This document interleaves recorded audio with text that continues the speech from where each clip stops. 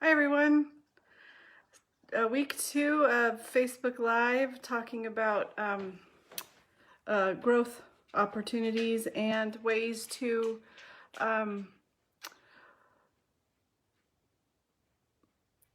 today we're going to talk about relationship conflict, which most of you have experienced before. So I want to talk about the different kinds of relationships we have and how we learn how to relate to other people and how that affects our relationship with God. Okay?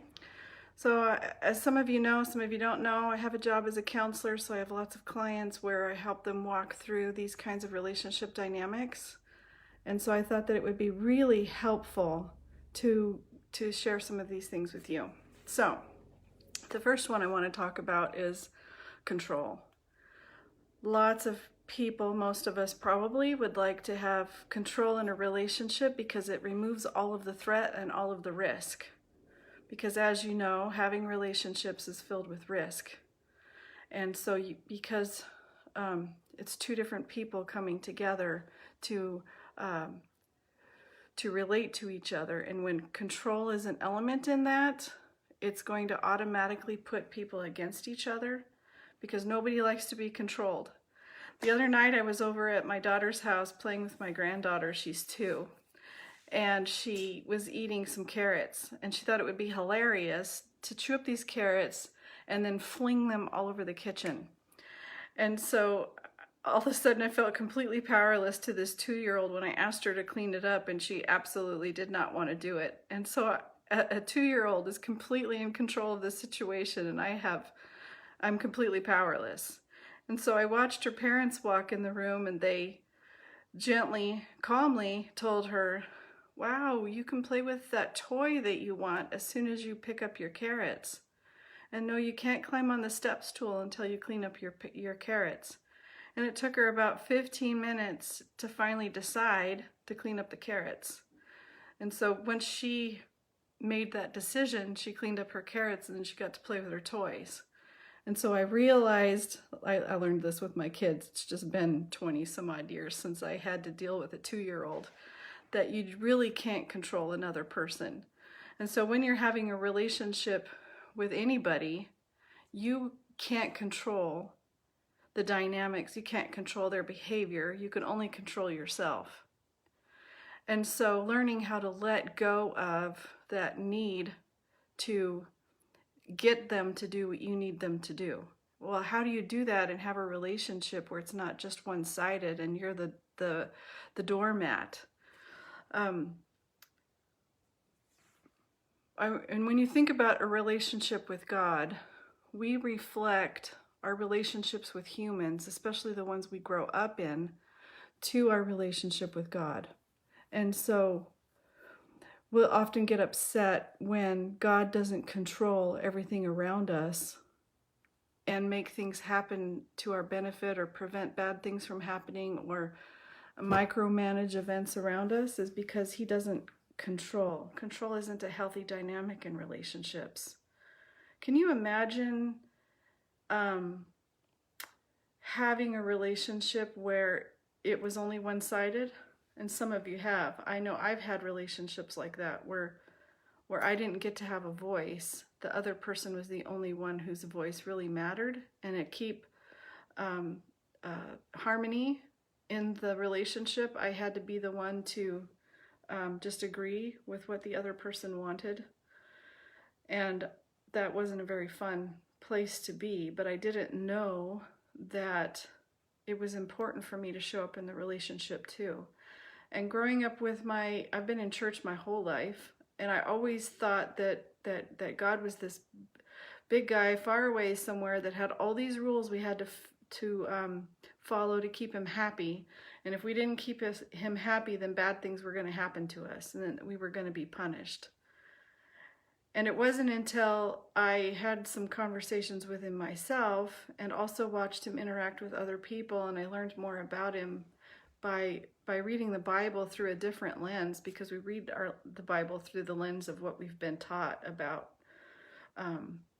through church and through our religious training, and also through our relationships, especially the ones growing up. And so with this area of control, I've seen clients who had a really controlling parent, and they grow up not knowing that God doesn't do love that way. It feels like love. I'm going to micromanage every choice that you make because that's what love is. And so then when God doesn't follow through and control everything around us, then that means that he doesn't love me either. And so it can be really frustrating when we want God to control everything in our lives, because that's what love is. When Adam and Eve were in the garden, God walked and talked with them. He just wanted a relationship. It was man's idea to come up with the rules. When Moses was on, when God invited Moses and the people up on Mount Sinai, he invited all of them. But they didn't want to go because it was scary. There was thunder and lightning, and they thought, oh, God is angry. Because the only paradigm that they had was the Egyptian gods, who were always threatening and being really scary, and their gods ruled with fear, whereas God didn't rule with fear. They didn't know how to relate to him. So instead of going up to the mountain with God, they said, Moses, you just go. And so then they built what was familiar to them in the form of a golden calf. And then God gave Moses these tablets with all the rules on them, because that's what people wanted. We want to relate to a God who controls and micromanages us because we don't know this relationship thing. This relationship thing is too hard. Control and rules are so much easier, because then I have it all on a piece of paper and you tell me what I'm supposed to do and not do. And if I get it right, then I get rewarded. And if I do it wrong, I get punished.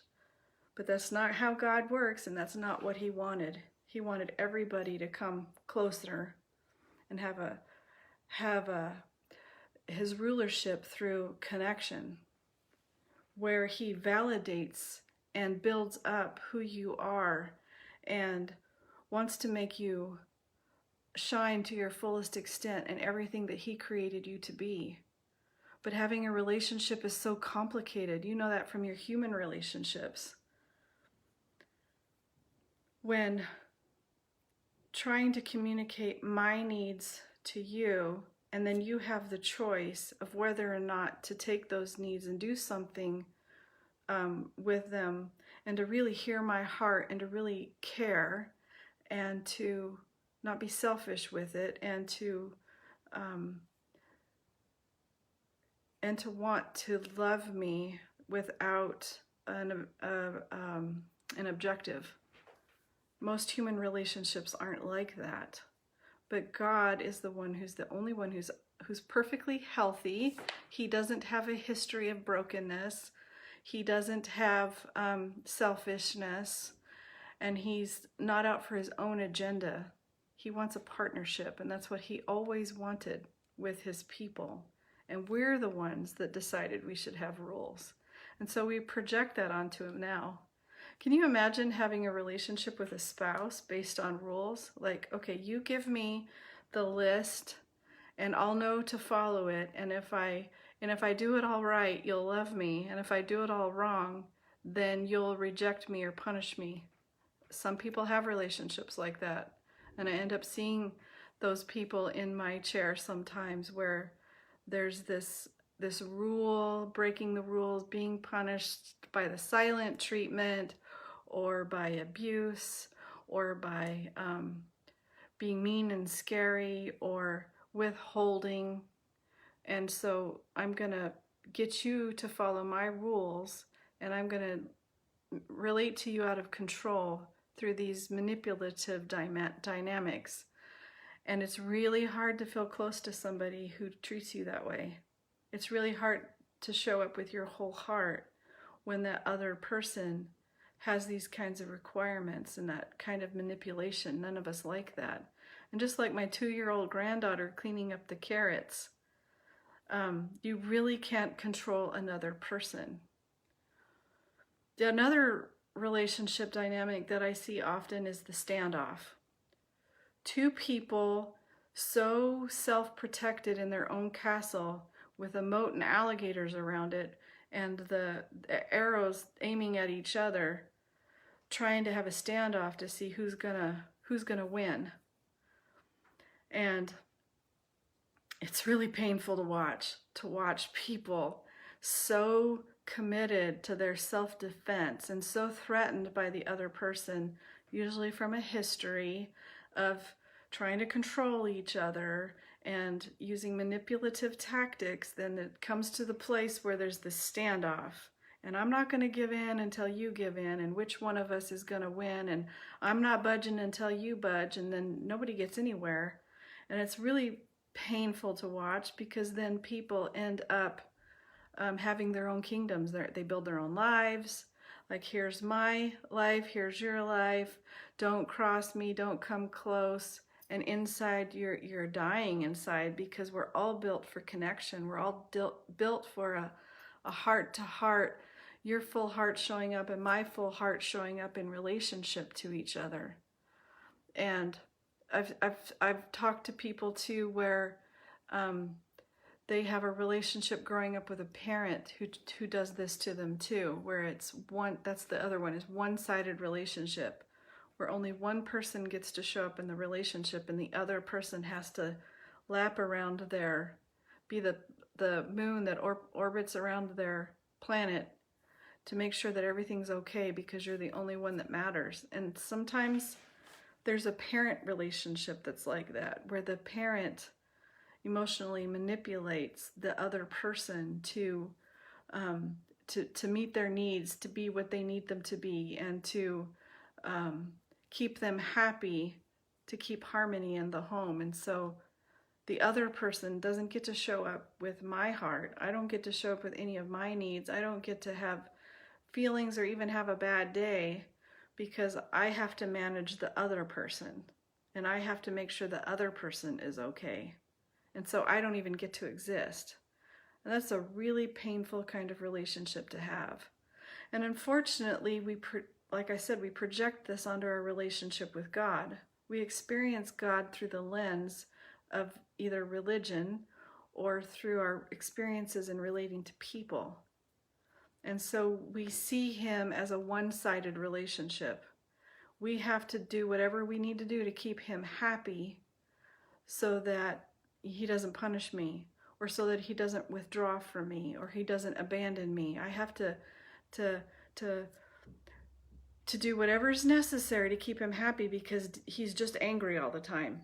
He's angry, and he's looking for me to mess up, and he's ready to pound me. And can you imagine how heartbreaking that is to him?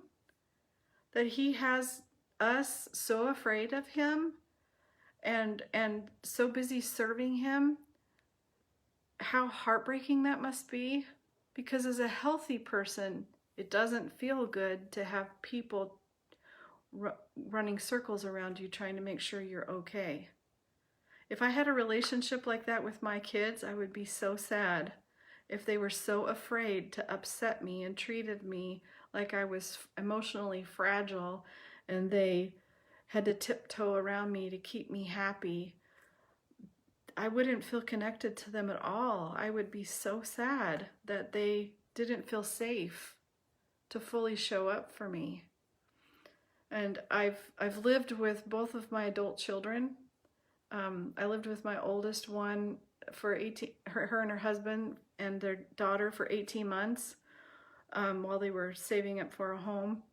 And now I live with my youngest one and her husband while they're going to college and to save money. And so all of you have lived with other people, so you know what it's like to have two people move in together and have two different ideas of how things should be.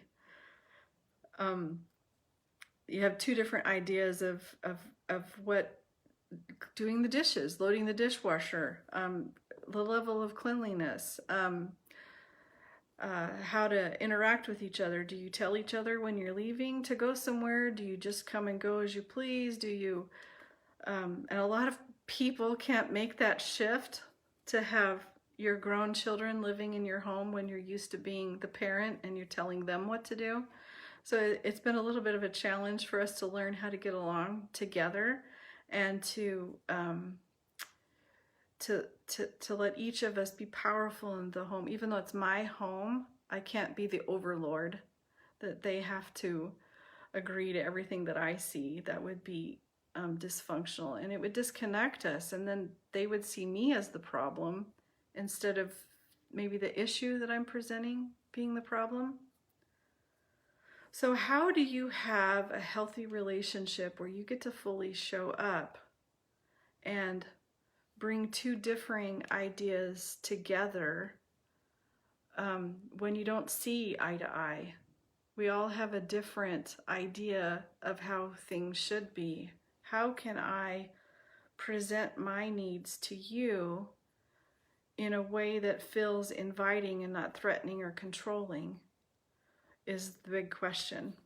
And a lot of I do marriage counseling, and so they'll come and sit down and they're both right, but they don't know how to tell each other what they really need, and so it comes across as threatening. So up goes the castle, and now you're my enemy, and I've got to figure out how to defend myself from you. And it no longer becomes about connection, it becomes about self-protection. And relationships can't function like that.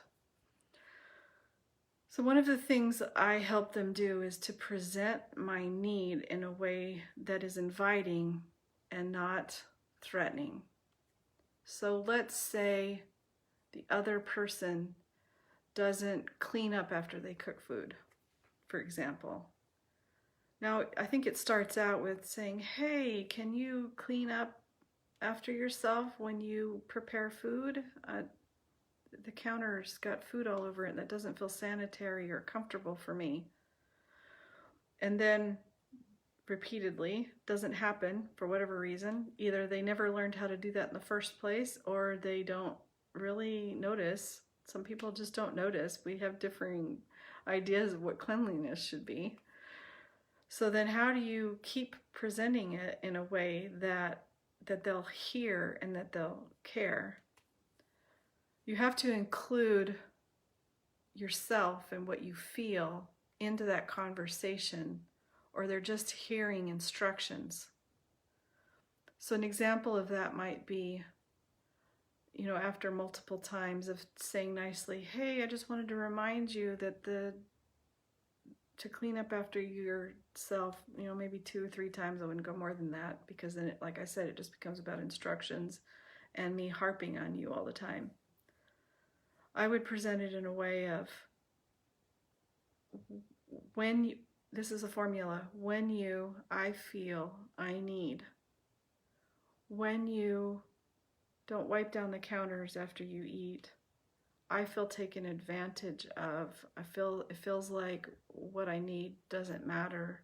Maybe that's not true, but it feels like after I've asked you what I need and it doesn't seem to happen, I feel like what I need really doesn't matter to you, but that's not the kind of person that you are. So I don't understand what's going on to where what I've asked doesn't seem to matter to you anymore or at all. And then it can't be manipulative. You can't have a manipulative way that you're presenting. It has to be genuinely from the heart, and you have to mean it, or they're going to feel that manipulation and it's immediately going to click off. But inviting them into, so what's going on? Is there something I'm missing? Like, is it not really something you want to do? Like, can we talk about this? And they'll say, maybe, I'm so sorry. I don't know why I don't remember to do that. It just doesn't seem, I don't seem to notice. Well, it's really important to me that you make it a priority to have that clean after you eat. Just wipe down the counters when you're done. It might also be that they don't care. It doesn't matter. They don't like your perfectionism. They don't like your demand, like your standard is too high. That invites another conversation. Like, the way that you need things isn't the way that I value things. And so then we have to make an adjustment somewhere, because not one person is right over the other person. You can say, well, that's the way it's supposed to be. Well, who says? Who makes the rules? Who decides? It can't be just one of you deciding what's important, what's not important. It's we're living together in the same environment, and so we need to figure out what we can adjust to that works for both of us, so that it's our home, it's our life, it's our thing together. And so you can translate that into a lot of areas of life of, okay, this is your perspective, this is my perspective. How can we find a middle ground somewhere in a way that's respectful and understanding and not demanding? And sometimes the other person isn't capable of having that kind of an open relationship because of their own issues, their own self-protection, their own inability to communicate. So what are you supposed to do about that? Once again, you can't control another person. No matter how hard you try, you can try to manipulate them, and sometimes it works, but all it does is cause division, and the other person will resist you. And instead of the issues being the problem, you become their problem, and they just try to figure out how to navigate around you. So it always needs to be presented as an invitation. Here's an invitation into what I need. Here's an invitation into how I feel. Here's an invitation into how your actions are affecting me. And this is what I need. And the other person always gets to choose. And sometimes they'll never choose. And so then you have another decision to make. So is wiping down the counters, if I have to wipe up after them in order to keep connection, is that workable for me? Maybe yes, maybe no. I can become the counter wiper in order to have harmony. Or I can't live with the let's say there's something, I'm trying to think of a deal breaker. Let's say the other person has a porn addiction and you feel disrespected, and you've talked to them multiple times about your getting your sexual needs met outside of me feels disrespectful, and I feel unwanted, I feel unworthy, I feel disregarded.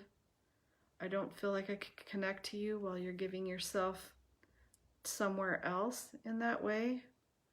And I need you to do something to stop that. I need you to get some help and not just promise me that you're going to do it. Maybe you've had multiple conversations. Maybe you've had multiple promises and they've hidden it, and you keep finding out about it and they don't care. Then it becomes a different conversation. Like, I'm going to be staying at my mom's house until you figure out what is important in our relationship, that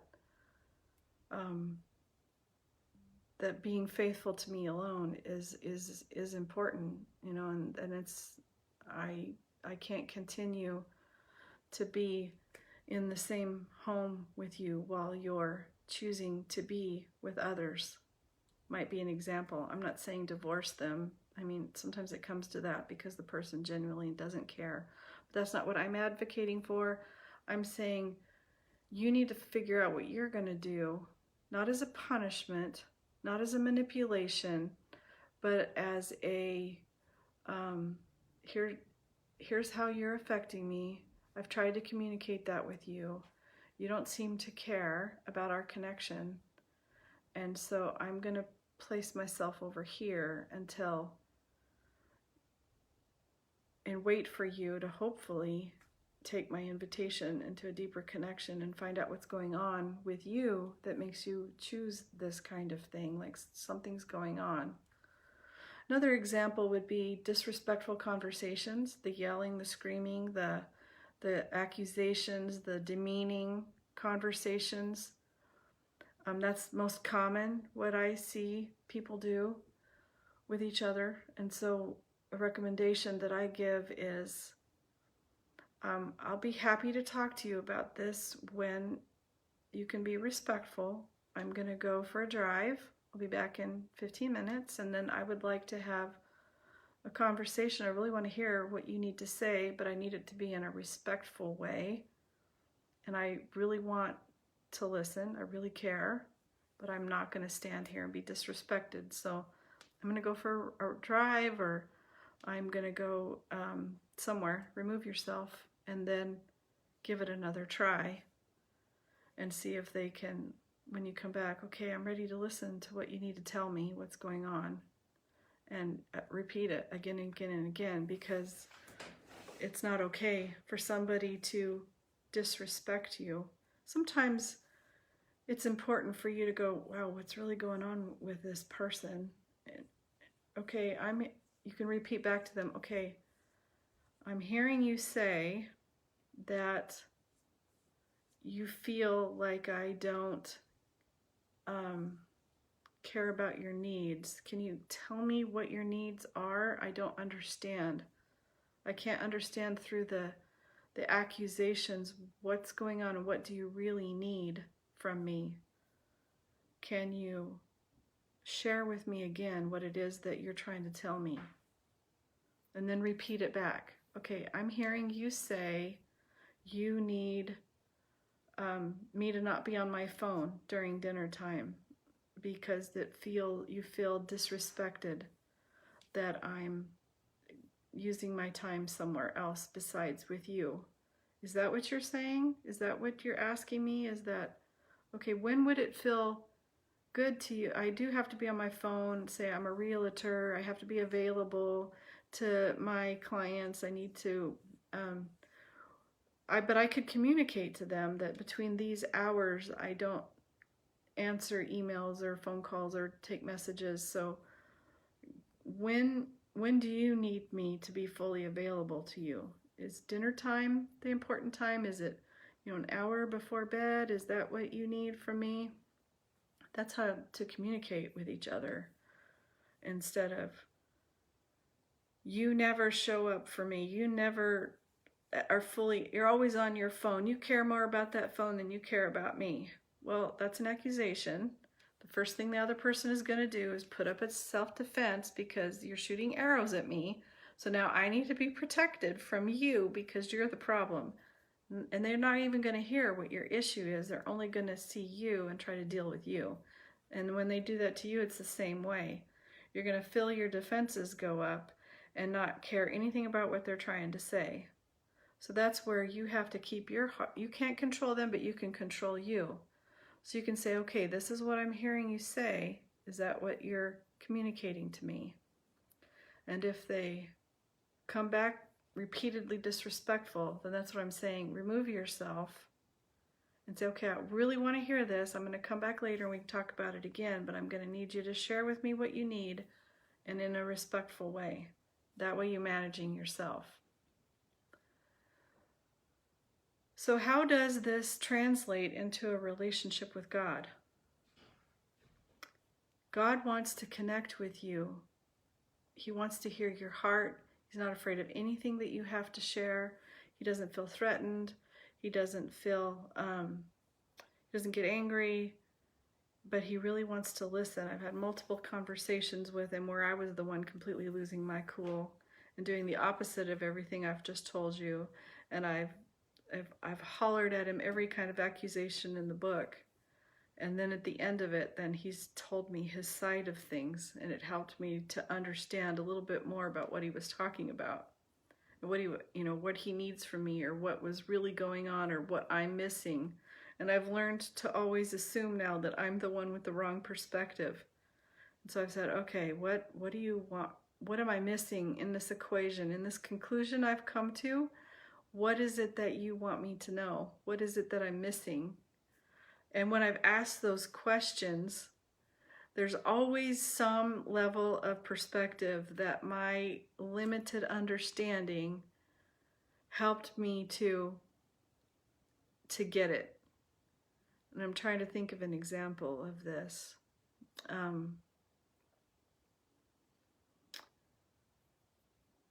I was having an issue starting my own ministry because I felt so insecure of doing this thing that I'm doing right now and starting my website and having everybody see me and hear me and judge me and all those things. And so our church is doing a fast, and so I decided to fast to find out just because I wanted to be closer to him, but I also wanted to overcome whatever insecurity was going on with me and what it was. And one morning I was waking up and he said, "You've outsourced your significance."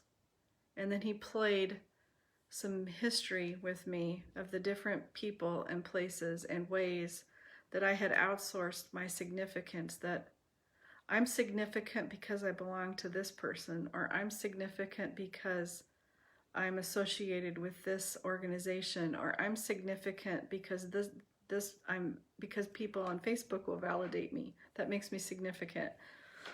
And so hearing from his perspective, he said, no, your significance comes because of who you are and what you have and what I've put in you and the person that you are. And he started to show me, you really care about people. You're not afraid to be vulnerable. You hear me really clearly, and you can share what I want people to know. And this is what makes you significant, not what other people think or who you belong to.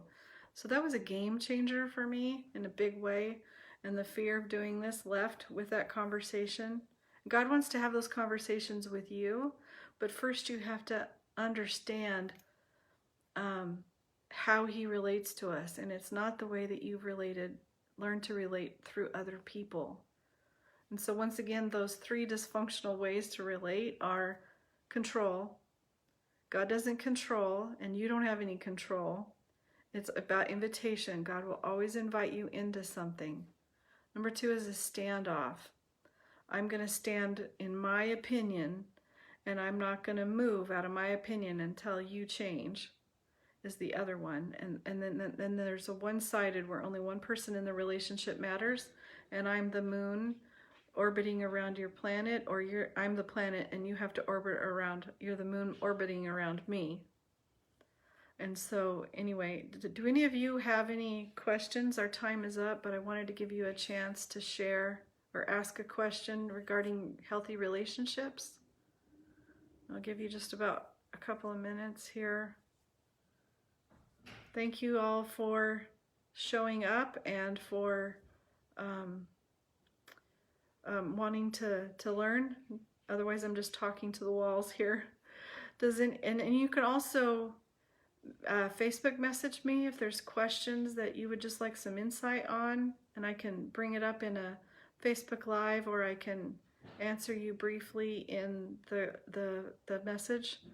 Or you can set up a private counseling session with me through the Transformation Center.